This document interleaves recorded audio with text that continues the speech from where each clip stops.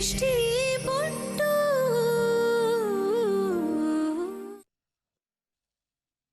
ತಪ್ಪಲ್ಲ ನಂದೆ. ದೃಷ್ಟಿ ಕಂಡ್ರೇನೆ ಉರ್ಕೋತಿದ್ದೆ, ಅವರಿಬ್ಬರನ್ನು ಬೇರೆ ಮಾಡ್ಬೇಕು ಅನ್ಕೊಂಡಿದ್ದೆ. ಆದ್ರೀಗ ಅವಳನ್ನೇ ರೆಡಿ ಮಾಡಿ ರೂಮ್ ಬರೋ ಹಾಗಾಯ್ತಲ್ಲೇ. ಮುಂದೆ ಏನದನ್ನ ವೇಟ್ ಅಂಡ್ ವಾಚ್.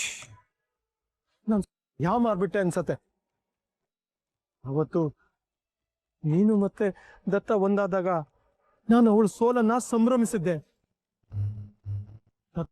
ಏನು ಮಾಡಕ್ಕಾಗಲ್ಲ ಅಂತ ಅವಳು ಕಾಲಿ ಎಳೆದಿದ್ದೆ.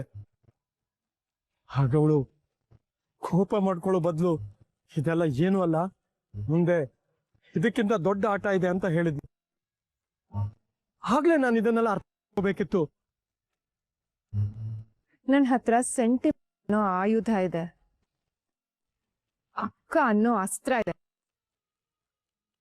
ಆ ಅಸ್ತ್ರನೇ ಇಟ್ಟು ಅವನು ಚುಚ್ತೀನಿ, ಅವನನ್ನ ಸೋಲಿಸ್ತೀನಿ. ಕೈಗೆ ರಕ್ತ ಅಂಟ್ಕೊಳ್ದೇನೆ ಕೆಲ್ಸ ಮಾಡಿ ಮುಗಿಸ್ತೀನಿ. ನಾನು ಯಾವ ಮಾಡ್ಬಿಟ್ಟೆ ಅಣ್ಣ. ಚಿಕ್ಕಮ್ಮವರು ನನ್ ನೇರ ವಾರ್ನಿಂಗ್ ಮಾಡಿದ್ರು ತತ್ತನ್ನ ಬಿಟ್ಟು ಅಂತ. ಅದಕ್ಕೆ ಎಲ್ಲೂ ಹೋಗದೆ ಇರೋ ತರ ನಾನು ಕಾವಲು ಕಾದೆ ಅಣ್ಣ. ಅದೇ ರೀತಿ ಮೂರ್ಗೂ ಕಾವಲು ಕಾಯ್ಬೇಕಿತ್ತು. ನನ್ ಹೆಂಡತಿಗೆ ಹೀಗೆಲ್ಲ ಮಾಡಿದ್ನಲ್ಲ ಅಂತ ಆ ಕರೀಂ ಮೇಲೆ ನನ್ ಗಂಡಂಗೆ ತುಂಬಾ ಕೋಪ ಇತ್ತು ಕಿಶೋರನ. ನನ್ ಗಂಡಂಗೆ ಲಾಕ್ ಮಾಡೋದಕ್ಕೆ ಅದನ್ನೇ ದಾಳವಾಗಿ ಉಪಯೋಗಿಸ್ಕೊಂಡಿದ್ದಾರೆ. ಹೌದಾ? ಹೌದು. ಅವ್ರು ಹೋಗೋ ಹಿಂದಿನ ದಿನ ರೌಡಿಸಮ್ನ ಬಿಡಿ ಅಂತ ನಾನು ಭಾಷೆ ತಗೊಂಡಿದ್ದೆ. ಆಗ ಅವರು ಕರೀಂಗೆ ಎಲ್ಲಿದ್ದಾನೆ ಅಂತ ಗೊತ್ತಾಗಿದೆ, ನಾಳೆ ಅವನಿಗೆ ಕಾಣಿಸಿ ರೌಡಿಸಮ್ನ ಬಿಡ್ತೀನಿ ಅಂತ ಹೇಳಿದ್ರು. ಅಂದ್ರೆ ಕರೀಂಗೆ ದತ್ತ ಇಂಥ ಕಡೆ ಇದ್ದಾನಂತ ಇನ್ಫಾರ್ಮೇಶನ್ ಕೊಟ್ಟಿದ್ದು ಶರಾವತಿನೇನ? ಹೌದಣ್ಣ. ನನ್ನ ಗಂಡ ಹೊರಗಡೆಯವ್ರನ್ನ ನಂಬೋರಲ್ಲ, ಆದ್ರೆ ತಮ್ಮವ್ರನ್ನ ಜೀವಕ್ಕಿಂತ ಹೆಚ್ಚಾಗಿ ನಂಬ್ತಾರೆ. ಆದ್ರೆ ಇವತ್ತು ಅದೇ ಅವ್ರ ಜೀವಕ್ಕೆ ಕಂಟಕ ಆಗೋಯ್ತು. ಆದ್ಮೇಲೆ ಸುಮ್ಮನೆ ಬಿಡಬಾರ್ದು, ಸುಮ್ಮನೆ ಬಿಡಬಾರ್ದು. ಮೇಲಿಟ್ಟಿರೋ ನಂಬಿಕೆನ ಬಂಡವಾಳ ಹಾಕೊಂಡು ನಂಜು ಕಾರ್ಬಿಟ್ಲು ರಾಕ್ಷಸಿ. ಇವಳನ್ನ ಹೀಗೆ ಬಿಟ್ರೆ ಆಸ್ತಿಗೋಸ್ಕರ ಯಾರನ್ನ ಬೇಕಾದ್ರೂ ಕೊಂದ್ಬಿಡ್ತಾಳೆ ದೃಷ್ಟಿ. ನೀವು ಹೇಳೋದು ನಿಜ ಅಣ್ಣ. ನಾವು ಶರಾವತಿ ಚಿಕ್ಕಮ್ಮವ್ರನ್ನ ಹಾಗೆ ಬಿಡಬಾರ್ದು, ಹಿಡಿಲೇಬೇಕು. ಸಾಕ್ಷಿ ಸಮೇತ ಹಿಡಿಬೇಕು, ಬಿಟ್ರೆ ಮತ್ತೆ ತಪ್ಪಿಸ್ಕೊಂಡ್ಬಿಡ್ತಾರೆ. ನಾವು ಈಗ್ಲೇ ಇದ್ರ ಬಗ್ಗೆ ಇನ್ವೆಸ್ಟಿಗೇಷನ್ ಶುರು ಮಾಡ್ಬಿಡೋಣ. ನೋಡು, ಸಾಕ್ಷಿ ಕಲೆ ಹಾಕೋದಕ್ಕೆ ಸೈಲೆಂಟ್ ಮತ್ತೆ ಬಜರಂಗಿ ಹೆಲ್ಪ್ ತಗೊಳ್ಳೋಣ.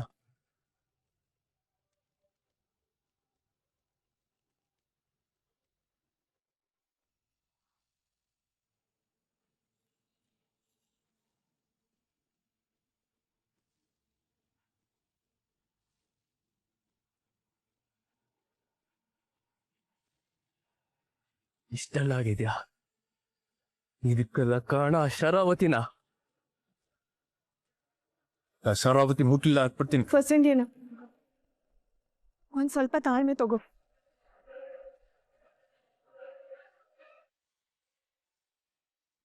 ತಾಳ್ಮೆ ತಗೊಳ್ಳೋದು ದೃಷ್ಟಿ. ಅಲ್ಲಿ ನೋಡಿದೆ ಕ್ವಾರಿನಲ್ಲಿ ದತ್ತನ್ ಕಾರು ಅಪ್ಪಚ್ಚಿ ಆಗಿದೆ. ದತ್ತ ಬದುಕಿದಾನು ಸತ್ತಿದಾನು ಒಂದು ಗೊತ್ತಿಲ್ಲ ನಮ್ಗೆ. ಈಗ ಅದರಿಂದ ಈ ಮಗಳ ಕೈವಾಡ ಇದೆ ಅಂದ್ರೆ ನೋಡ್ಕೊಂಡು ಸುಮ್ಮನೆ ಇರೋದು. ನೋಡ್ಕೊಂಡು ಸುಮ್ಮನೆ ಇರೋ ಉದ್ದೇಶ ನನಗೆ. ನಾನ್ ನಿಮ್ಮನ್ನ ಕರೆದು ಇದನ್ನೆಲ್ಲ ಹೇಳ್ತಾನೆ ಇರ್ಲಿಲ್ಲ ಬಜರಂಗಿ ಅಣ್ಣ.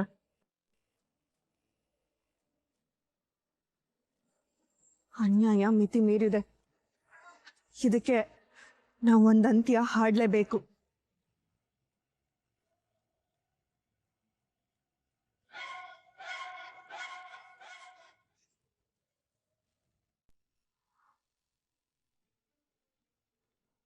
ತಪ್ಪು ಮಾಡಿದವ್ರಿಗೆ ಶಿಕ್ಷೆ ಕೊಡಿಸ್ಲೇಬೇಕು. ಇದೆಲ್ಲ ಆಗ್ಬೇಕು ಅಂದ್ರೆ ನಾವು ಸುಮ್ಮನೆ ಕೂಗಾಡಿದ್ರೆ ಎದುರಾಡಿದ್ರೆ ಏನೂ ಆಗಲ್ಲ. ಸಾಕ್ಷಿಗಳನ್ನ ಕಲೆ ಹಾಕ್ಬೇಕು.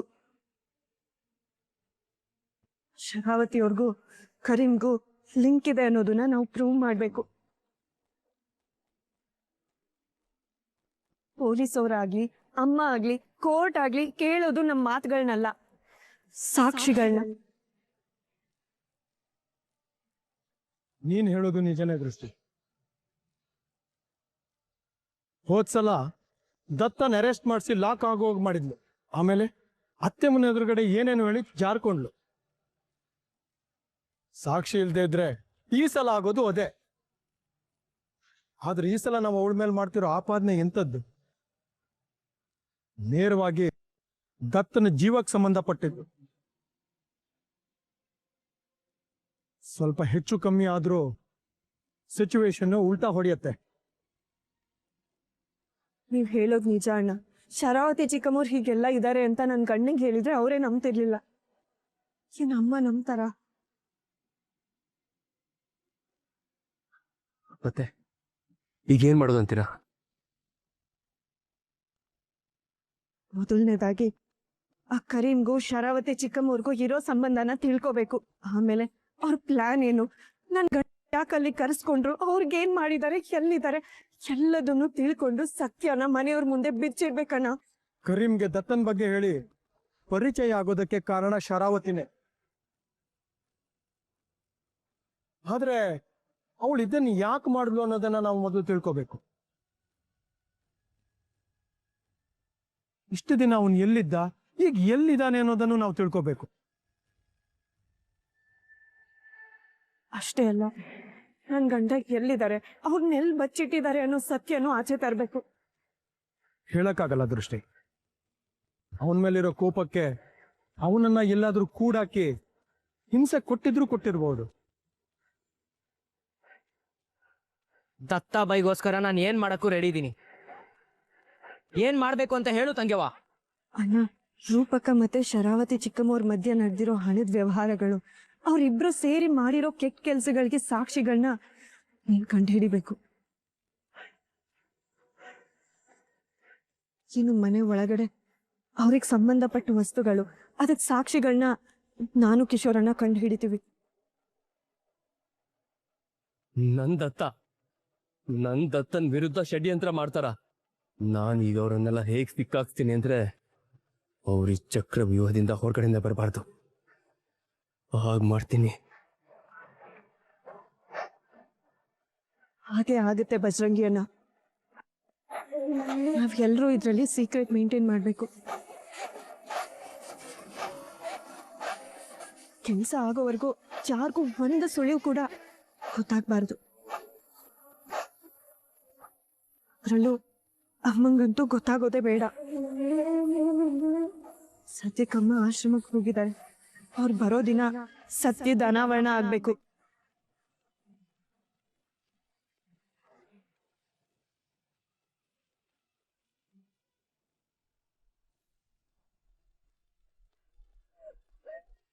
ಅಕ್ಕ, ಏನೋ ತುಂಬಾ ಸೀರಿಯಸ್ ಆಗಿ ಯೋಚನೆ ಮಾಡೋ ತರ ಇದೆಯಲ್ಲ. ಅದು ಮನೆಯವರೆಲ್ಲ ಆಳ್ತಾ ಇರೋ ಟೈಮಲ್ಲಿ? ಅಳೋರು ಅಳ್ತಾನೆ ಇರ್ತಾರೆ, ಹಾಗಂತ ನಾವು ಅವ್ರ ಜೊತೆ ಕುತ್ಕೊಂಡು ಅಳೋದಿಕ್ಕಾಗತ್ತಾ? ಮುಂದೆ ಏನ್ ಮಾಡ್ಬೇಕು ಅಂತ ಯೋಚನೆ ಮಾಡ್ಬೇಕಲ್ವಾ? ಹಾಗಾದ್ರೆ ನಿನ್ ನೆಕ್ಸ್ಟ್ ಪ್ಲಾನ್ ಏನು?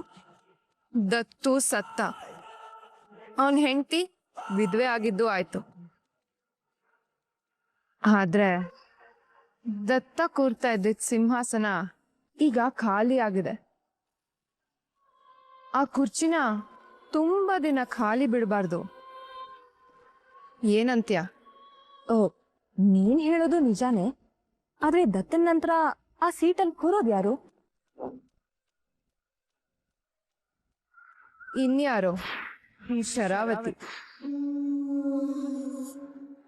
ಅದಕ್ಕೆ ತಾನೆ ಇಷ್ಟೆಲ್ಲ ಕಷ್ಟಪಟ್ಟಿದ್ದು. ಆದಷ್ಟು ಬೇಗ ದತ್ತು ಕಟ್ಟಿರೋ ಈ ಸಾಮ್ರಾಜ್ಯಕ್ಕೆ ನಾನು ರಾಣಿ ಆಗ್ಬೇಕು.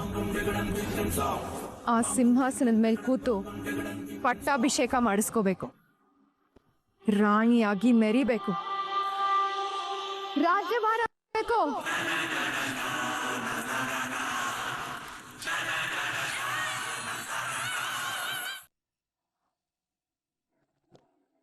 ಅಲ್ಲ ಅಕ್ಕ, ಈಗಷ್ಟೇ ದತ್ತನ್ ಸಾವಿನ ಸುದ್ದಿ ಮನೆಗ್ ಬಂದಿದೆ. ಇಂಥ ಟೈಮಲ್ಲಿ ಇವರು ನಿನ್ ಪಟ್ಟಾಭಿಷೇಕ ಮಾಡೋದಕ್ಕೆ ಒಪ್ಕೋತಾರಾ?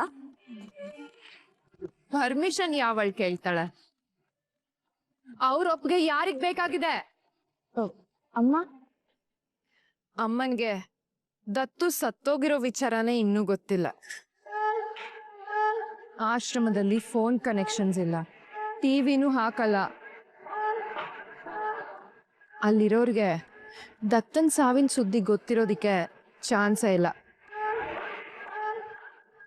ಅಮ್ಮ ಬರೋದಕ್ಕೂ ಮುಂಚೆನೆ ನಾನು ಪಟ್ಟಾಭಿಷೇಕ ಮಾಡಿಸ್ಕೊಂಡ್ಬಿಡ್ತೀನಿ. ಈ ದೃಷ್ಟಿ ಅದಕ್ ಬಿಡ್ತಾಳ? ಅವಳು ಯಾವಳೆ ದೃಷ್ಟಿ? ಈ ಮನೆ ಕೆಲ್ಸದವಳು. ಈಗ ಅವಳು ಈ ಮನೇಲಿ ಇರ್ಬೇಕು ಅಂದ್ರೆ ಕೆಲ್ಸದವಳಾಗೆ ಇರ್ಬೇಕು. ಇಲ್ಲ ಅಂದ್ರೆ ಗಂಟು ಮೂಟೆ ಕಟ್ಕೊಂಡು ಇಲ್ಲಿಂದ ಹೊರಡ್ತಾ ಇರ್ಬೋದು. ಇನ್ನು ಆ ಸೈಲೆಂಟು ಬಜರಂಗಿನೂ ಅಷ್ಟೆ. ಸೈಲೆಂಟ್ ಆಗಿ ಬಿದ್ದಿದ್ರೆ ನನ್ನ ಎಡಬಲ ಸೇವಕರನ್ನಾಗಿ ಇಟ್ಕೋತೀನಿ. ನಕ್ರ ಮಾಡಿದ್ರೆ ಅವ್ರನ್ನು ಒದ್ದು ಆಚೆಗೆ ಹಾಕ್ತೀನಿ. ಅಂದ್ರೆ ನೀನ್ ಪಟ್ಟಾಭಿಷೇಕ ಮಾಡ್ಕೊಳ್ಳೋದನ್ನ ತಡೆಯೋದಕ್ಕೆ ಯಾರು ಇಲ್ಲ ಅಂತೀಯಾ? ಏ, ನನ್ನನ್ನು ಯಾರೇ ತಡಿತಾರೆ? ಈ ಮನೇಲಿ ಅಮ್ಮನಿಗೆ ಮಾತ್ರ ನಾನು ಚೂರು ಪಾರು ತಲೆ ಬಾಗ್ತಾ ಇದ್ದೆ. ಇಲ್ಲಿ ಅವಳು ಇಲ್ಲ, ಆಶ್ರಮ ಸೇರ್ಕೊಂಡಿದ್ದಾಳೆ. ಇನ್ನು ಮಿಕ್ಕದವರೆಲ್ಲ ನನ್ನ ಕೈಗೊಂಬೆಗಳು. ಅಮ್ಮ ವಾಪಸ್ ಬಂದ್ಮೇಲೆ ನಾನು ಪಟ್ಟಾಭಿಷೇಕ ಮಾಡಿಸ್ಕೊಂಡಿದ್ದೀನಿ ಅಂತ ಗೊತ್ತಾದ್ರು ಅವ್ರೇನ್ ತಲೆ ಕೆಡ್ಸ್ಕೊಳಲ್ಲ. ಯಾಕೆ ಹೇಳು? ಅವಳು ಮಗ ಸತ್ತು ಕೊರಗಲ್ಲೇ ಇರ್ತಾಳೆ. ಪಾಪ ಅಮ್ಮ, ದತ್ತ ಸತ್ತಿರೋ ನೋವು ಅದ್ ಹೇಗ್ ತಡ್ಕೋತಾರೋ ಏನೋ. ಅವರು ಅವನ್ನ ತುಂಬಾ ಪ್ರೀತಿಸ್ತಾ ಇದ್ರು. ಆಗ್ಲಿ, ಅವಳಿಗೆ ನೋವು ಆಗ್ಲೇಬೇಕು. ಮಗಳನ್ನ ಬಿಟ್ಟು ಅವನ್ ಯಾವನೋ ದತ್ತು ಪುತ್ರನೋ ತಲೆ ಮೇಲೆ ಹೊತ್ಕೊಂಡ್ ಮೆರೆಸ್ತಾ ಇದ್ಲು. ಅವಳು ನೋವು ತಿನ್ಲೇಬೇಕು. ದತ್ತು ಸತ್ತಾಯ್ತು, ಇನ್ನು ದೃಷ್ಟಿ ಜೀವಂತ ಶವ. ಇನ್ನು ಮಿಕ್ದವ್ರನ್ನೆಲ್ಲ ಮನೆಯಿಂದ ಆಚೆ ಹಾಕಿ ಪಟ್ಟಾಭಿಷೇಕ ಮಾಡಿಸ್ಕೊಂಡು ಮೆರೆಯೋದಷ್ಟೇ ಬಾಕಿ. ನನಗೂ ಆ ದೃಷ್ಟಿ ಮುಖ ಕಂಡ್ರೆ ಆಗೋದೇ ಇಲ್ಲ. ನಿನ್ ಪಟ್ಟಾಭಿಷೇಕ ಮುಗಿದ ತಕ್ಷಣ ದೃಷ್ಟಿ ಮತ್ತೆ ಅವ್ರ ಮನೆಯವ್ರನ್ನೆಲ್ಲ ಇಲ್ಲಿಂದ ಆಚೆ ಹಾಕು. ಅವ್ರ ಯಾರನ್ನು ಕೂಡ ಇಲ್ಲಿ ಇಟ್ಕೋಬೇಡ. ಅದೇ ಅದೇ ನನ್ನ ಮುಂದಿನ ಕೆಲಸ. ಅಪ್ಪ, ಜೀವನದಲ್ಲಿ ನಾನು ಎಷ್ಟೆಲ್ಲ ತಪ್ಪು ಮಾಡಿದ್ದೀನಿ, ಅದ್ ನನಗೆ ಗೊತ್ತಿತ್ತು ಅಲ್ವಾ ಅಪ್ಪ? ಯಾಕಪ್ಪ ಒಂದು ದಿನನೂ ನೀನ್ ತಪ್ಪು ಮಾಡ್ತೀನಿ ಅಂತ ಹೇಳಲೇ ಇಲ್ಲ?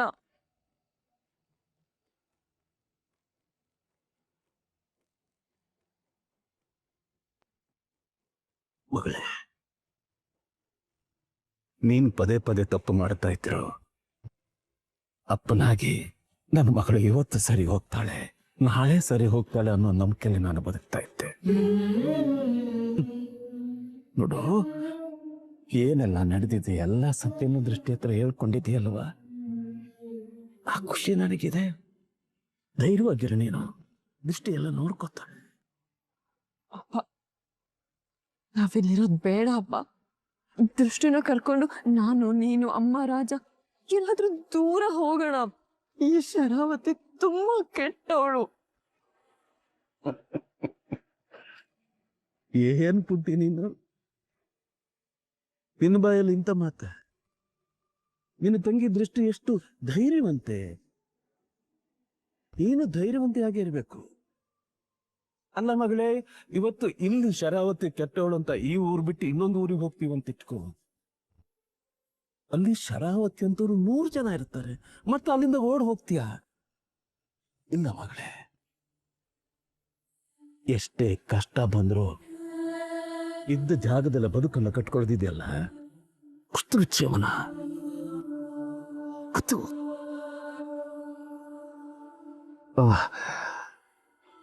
ಪುಟಿ, ನನಗೊಂದು ಮಾತು ಕೊಡ್ತೀಯ?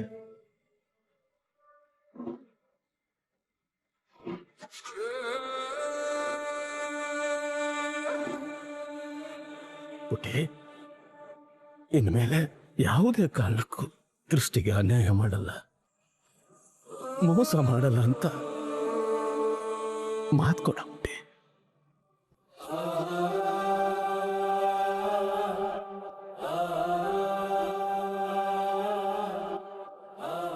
ನನ್ ಜೀವ ಹೋದ್ರು ನನ್ ದೃಷ್ಟಿಗೆ ಯಾವತ್ತೂ ಮೋಸ ಮಾಡಲ್ಲ ಅಪ್ಪ. ಪುಟಿ, ಜೀವ ಹೋಗಿ ಬರುತ್ತಲ್ಲ, ಆಡ್ಬೇಡ. ಇದು ಬಹಳ ಬದುಕಬೇಕಾಗಿರೋಳು ನೀನು. ಸಾರಿ ಮಾತಾಡ್ತಾಳೆ ನನ್ನ ಪುಟ್ಟಿ ಅಂತ ಮಾತಾಡಬಾರ್ದು ಮಗ, ಮಾತಾಡಬಾರ್ದು ಹಾಗೆ.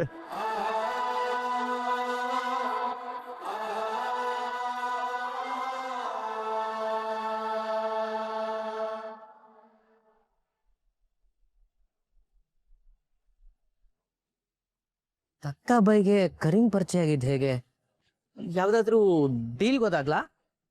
ಅದಕ್ಕಿಂತ ಮುಂಚೆನೆ ದತ್ತ ರೋಡಲ್ಲಿ ನಡ್ಕೊಂಡು ಹೋಗ್ಬೇಕಾದ್ರೆ ಕರೀಂ ಫಸ್ಟ್ ಸಿಕ್ಕಿತ್ತು. ಯಾವಾಗ? ಅದೇ ಅವತ್ತೆಲ್ಲ ನಾವು ಪಾರ್ಟಿಗೆ ಹೋಗಿದ್ವಿ. ಅವತ್ತು ದತ್ತನ್ ಗಾಡಿ ಪಂಚರ್ ಆಗೋಯ್ತು. ನಾವೆಲ್ಲ ಗಾಡಿಲಿ ಹೋದ್ವಿ ಅಂಡ್ ದತ್ತ ಮತ್ತೆ ದೃಷ್ಟಿ ನಡ್ಕೊಂಡು ಹೋಗ್ತಾ ಇದ್ರು. ಹಾಗೆ ನಡ್ಕೊಂಡು ಹೋಗ್ಬೇಕಾದ್ರೆ ಕರೀಮು ದೃಷ್ಟಿ ಕೆಸರಾಡ್ಸಿದ್ದಾನೆ. ಆಮೇಲೆ ವಾಪಸ್ ಬಂದು ಸಾರಿ ತಪ್ಪಾಯ್ತು ಅಂತೆಲ್ಲ ಕೇಳ್ಬಿಟ್ಟು ದತ್ತಂಗೆ ನಾನು ನಿಮ್ ಫ್ಯಾನು ಅಂತ ಅಲ್ಲಿ ಫಸ್ಟ್ ಇಂಪ್ರೆಸ್ ಮಾಡಿರೋದು. ಹಾಗೆ ಮಾತಾಡ್ತಾ ಮಾತಾಡ್ತಾ ಕ್ಲೋಸ್ ಆಗಿದ್ದಾನೆ. ಅದೇಗೆ ದತ್ತಾಬಾಯಿ ಅವನನ್ನ ಅಷ್ಟು ಈಸಿಯಾಗಿ ನಂಬಿಟ್ರು? ನನಗೂ ಅದೇ ಅರ್ಥ ಆಗ್ತಾ ಇಲ್ಲ. ಅವನು ಮನೆಯವ್ರಿಗೂ ಡ್ರಾಪ್ ಕೂಡ ಮಾಡಿದ್ದಾನೆ. ನಿಮ್ ಮನೆ ನಂಗೆ ಮೊದ್ಲೇ ಗೊತ್ತಿತ್ತು ಅಂತ ಕೂಡ ಹೇಳಿದ್ದಾನೆ. ಅಂದ್ರೆ ಶರಾವತಿ ಅಕ್ಕನೇ ಅವನಿಗೆಲ್ಲ ಮಾಹಿತಿ ಕೊಟ್ಟಿರೋದು ಅಂತ ಇದ್ಯಾ? ಇನ್ನು ಅಕ್ಕ ಅಂತ ಕರಿತಿದ್ದೆಲ್ಲೋ, ಇಂಥವನ್ನೆಲ್ಲ ಹೆಸರಿಡ್ ಕರಿಬೇಕು. ಇನ್ಯಾರು ಕೊಡಕ್ ಸಾಧ್ಯ? ಅದಾದ್ಮೇಲೆ ದತ್ತಂಗೆ ಫೋನ್ ಮಾಡಿ ಅರ್ಜೆಂಟ್ ಕೆಲಸ ಇದೆ ಬಾ ಅಂತ ಕರ್ಸ್ಕೊಂಡ. ಆ ಟೈಮಲ್ಲಿ ನಾನು ಅಲ್ಲೇ ಇದ್ದೆ. ನಂಗೆ ಅವತ್ತೇ ಗೊತ್ತಾಯ್ತು ಒಂದು ದೊಡ್ಡ ನಮಕ್ ಹರಾಮ್ ಅಂತ. ಹೌದಾ? ಇಲ್ಲೇನೋ ಕಟ್ತೀನಿ, ನಿಮ್ಮೆಲ್ಲರೂ ಸಹಾಯ ಬೇಕು ಅಂತ ಕೇಳ್ದ. ದತ್ತಾಬಾಯಿ ಅಷ್ಟು ಈಸಿಯಾಗಿ ಒಪ್ಕೊಂಡ್ರಾ? ದತ್ತ ಒಪ್ಕೊಂಡಿಲ್ಲ. ಆದ್ರೆ ಅವನಿದಂಗಲ್ಲ, ಆ ನಮಕ್ ಹರಾಮ್ ನನ್ ಮಗ. ಇವನೇನೋ ಅಲ್ಲಿ ವೃದ್ಧಾಶ್ರಮ ಕಟ್ಟಿಸ್ತೀನಿ, ಅನಾಥಾಶ್ರಮ ಕಟ್ಟಿಸ್ತೀನಿ, ಧರ್ಮಾಸ್ಪತ್ರೆ ಕಟ್ಟಿಸ್ತೀನಿ ಅಂತೆಲ್ಲ ಹೇಳ್ದ. ದತ್ತ ಅಲ್ಲೇ ಇಂಪ್ರೆಸ್ ಆಗಿತ್ತು. ಬಜರಂಗಿ ಬಾಸು ಅಂದ್ರೆ ಬಜರಂಗಿ ಬಾಸು ದತ್ತಾಬಾಯಿಗೆ ಧರ್ಮ ಕಾರ್ಯಗಳು ಇಷ್ಟ ಅಂತ ತಿಳ್ಕೊಂಡು ಅವ್ರನ್ನ ಇಂಪ್ರೆಸ್ ಮಾಡೋದಕ್ಕೆ ಈ ತರ ಮಾಡಿದಾನೆ ಅಂತ ಹೇಳ್ತಾ ಇದ್ಯಾ? ಅದಾಗ 3 ದಿವಸಕ್ಕೆ ಅವನು ಅರ್ಜೆಂಟ್ ಕೆಲಸ ಇದೆ ಅಂತ ದತ್ತನ್ ಕರ್ಸ್ಕೊಂಡು ಕೈ ಕೊಟ್ಟ. ಇದೇ ಸಮಯ ನೋಡ್ಕೊಂಡು ಸೀಮಂಗ್ ಚಾಕು ಹಾಕ್ತ. ಪಾಪ ಸೀಮಾ ಅಂತ ಸ್ಥಿತಿನಲ್ಲಿ ಒದ್ದಾಡ್ಕೊಂಡು ಮನೆಗೆ ಬಂದ್ಲು. ಆ ಸಮಯದಲ್ಲಿ ಮನೇಲಿ ಯಾರು ಇರ್ಲಿಲ್ಲ, ದೃಷ್ಟಿ ಮಾತ್ರ ಇದ್ಲು. ಅವಳ ಪರಿಸ್ಥಿತಿ ನೋಡಿ ದೃಷ್ಟಿನೇ ಸೀಮನ್ನ ಆಸ್ಪತ್ರೆಗೆ ಕರ್ಕೊಂಡು ಹೋದ್ಲು. ಆಸ್ಪತ್ರೆಗೆ ಹೋಗೋ ದಾರಿನಲ್ಲಿ ದೃಷ್ಟಿನ ಕಿಡ್ನಾಪ್ ಮಾಡಿ ದೃಷ್ಟಿನ ಎಲ್ಲಿ ಬಚ್ಚಿಟ್ಟಿದಾನೋ ಅಲ್ಲೇ ದತ್ತ ಬರೋ ಹಾಗೆ ಮಾಡ್ದ. ದತ್ತ ಬಂದ್ಮೇಲೆ ದೃಷ್ಟಿ ಬಣ್ಣ ರಿವೀಲ್ ಆಗೋ ಹಾಗೆ ಮಾಡ್ದ. ಅದಾಗಿ ಇನ್ನು 3 ದಿನ ಆಗಿದೆ. ಅವ್ನ್ ಟಾರ್ಗೆಟ್ ದತ್ತಾಬಾಯಿ ಆಗಿದ್ದಿದ್ರೆ ದತ್ತಾಬಾಯಿ ಮೇಲೆ ಅಟ್ಯಾಕ್ ಮಾಡ್ಬೇಕಿತ್ತಲ್ವಾ? ಅದನ್ ಬಿಟ್ಟು ದೃಷ್ಟಿನೇ ಟಾರ್ಗೆಟ್ ಮಾಡ್ತಾ ಇದ್ದಾನೆ. ನನ್ಗನ್ಸತ್ತೆ ಶರಾವತಿ ಮತ್ತೆ ಕರೀಂ ಇಬ್ರು ಸೇರ್ಕೊಂಡು ದತ್ತನ ಮಾನಸಿಕವಾಗಿ ಮುಗಿಸ್ಬೇಕು ಅಂತ ಪ್ಲಾನ್ ಹಾಕೊಂಡಿದ್ರು. ದತ್ತಂಗೆ ದೃಷ್ಟಿ ಕಂಡ್ರೆ ಪ್ರಾಣ. ದೃಷ್ಟಿ ನಿಜವಾದ ಬಣ್ಣನ ದತ್ತನ್ ಮುಂದೆ ಎಕ್ಸ್ಪೋಸ್ ಮಾಡಿದ್ರೆ ದತ್ತ ನನಗೆ ಮತ್ತೆ ಮೋಸ ಆಯ್ತು ಅಂತ ಮತ್ತೆ ಅವ್ನು ಕುಡಿಯಕ್ ಶುರು ಮಾಡಿ ಜೀವನ ಹಾಳು ಮಾಡ್ಕೋತಾನೆ ಅಂತ ಪ್ಲಾನ್ ಹಾಕಿದ್ರು. ಆದ್ರೆ ಅವ್ರ ಪ್ಲಾನ್ ಫ್ಲಾಪ್ ಆಯ್ತು. 3 ದಿವಸ ಆದ್ಮೇಲೆ ಸ್ಕೆಚ್ ಹಾಕಿ ದತ್ತನ್ನ ಮುಗಿಸೋದೇ ಪ್ಲಾನ್ ಹಾಕಿದ್ದಾರೆ. ಈ ಮನೇಲಿ ನಡೀತಾ ಇರೋದೆಲ್ಲ ಕರೀಮ್ಗ್ ಗೊತ್ತಾಗ್ತಾ ಇದೆ ಅಂದ್ಮೇಲೆ ಇದು ಪಕ್ಕಾ ಶರಾವತಿ ಕೆಲ್ಸಾನೇ. ಹೌದು. ಕರೀಂ ಸಿಕ್ಕಿದಾನೆ ಅಂತ ದತ್ತನ್ ಕರ್ಸ್ಕೊಂಡಿರ್ಬೋದಾ? ಎಲ್ಲ ಪಾಯಿಂಟ್ಗಳು ಮ್ಯಾಚ್ ಆಗ್ತಾ ಇದೆ, ಆದ್ರೆ ಸಾಕ್ಷಿಗಳೇ ಇಲ್ವಲ್ಲ. ಸಾಕ್ಷಿ ಗೀಕ್ಷಿ ಅಂತ ಹುಡ್ಕೊಂಡು ಕೂತ್ಕೊಳ್ಳೋದಕ್ಕೆ ಟೈಮ್ ಇಲ್ಲ. ಸೈಲೆಂಟ್. ಶರಾವತಿನ ಇಲ್ಲ ಅಂದ್ರೆ ಆ ಕರೀಂನ ಹಿಡಿದು ಬಾಯಿ ಬಿಡಿಸ್ಬೇಕು. ಬಾಯಿ ಬಿಡ್ತಾನ ಅಂದ್ರೆ ಎಡ್ತದಕ್ ಬೇಕು. ಬಾಯಿ ಬಿಟ್ಟೇ ಬಿಡ್ತಾರೆ. ಆಗ ದತ್ತ ಬಾಯಿ ವಿಚಾರ ಎಲ್ಲ ಗೊತ್ತಾಗತ್ತೆ.